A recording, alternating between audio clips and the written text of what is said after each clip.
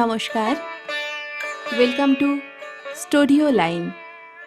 সকল শ্রোতা বন্ধুদের ভালোবাসা ও প্রশ্রয় নিয়ে শুরু করব স্টুডিওর প্রথম নিবেদন। মনের ক্যানভাসে ভিন্ন স্বাদের গল্প আঁকতে আজই সাবস্ক্রাইব করুন স্টুডিও এবং পাশে থাকা বেল আইকনটি প্রেস করুন, যাতে আপনার শ্রবণে, মননে ও অনুভূতিতে আমরা পৌঁছে যেতে পারি।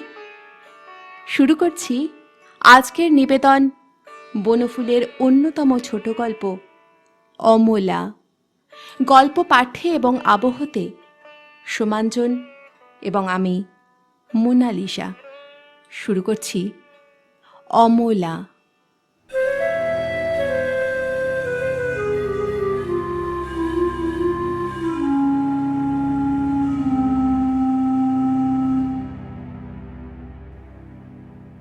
অমলাকে আজ দেখতে আসবে। পাত্রের নাম অরুণ। নাম শুনেই অমলার বুকটিতে যেন অরুণ আভা ছড়িয়ে গেল। কল্পনায় সে কত ছবিই না আঁকলে। সুন্দর সুশ্রী যুবা, বলিষ্ঠ, মাথায় টেরি, গায়ে পাঞ্জাবি, সুন্দর সুপুরুষ।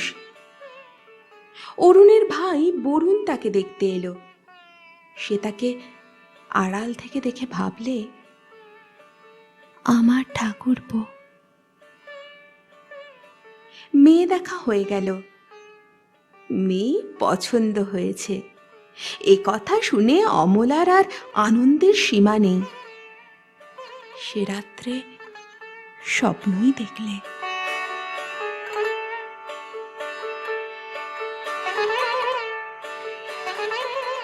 বিয়ে কিন্তু হলো না, দরে বনল না।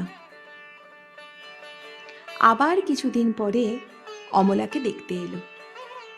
এবার পাত্র স্বয়ং। নাম হেমচন্দ্র।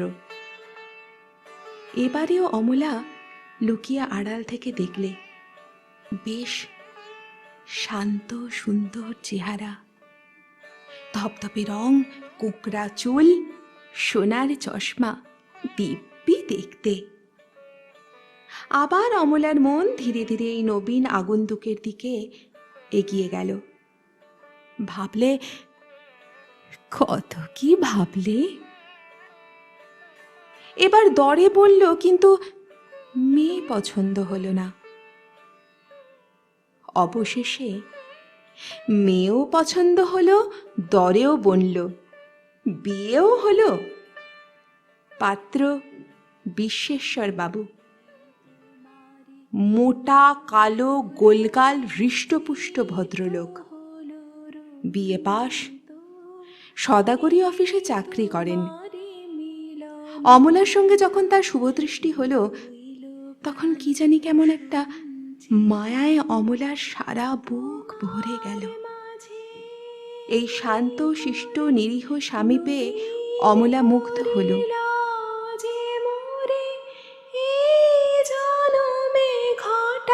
আসছি, ঠিক সময় খেয়ে নিও কেমন?